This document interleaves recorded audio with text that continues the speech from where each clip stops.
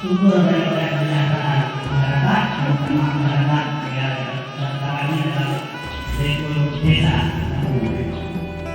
Nah, kemudian yang masuk dari kesejahteraan ini adalah pentingnya kita melakukan pelatihan di luar daerah khusus maksud ini sama hasilnya sama rasanya sama instruksinya dan sebagainya maka terlalu jauh dilakukan. Di samping itu kita juga menyatakan daerah yang potensi Islam ada mendapatkan dari daerah itu disampaikan kepada Pak jika ada daerah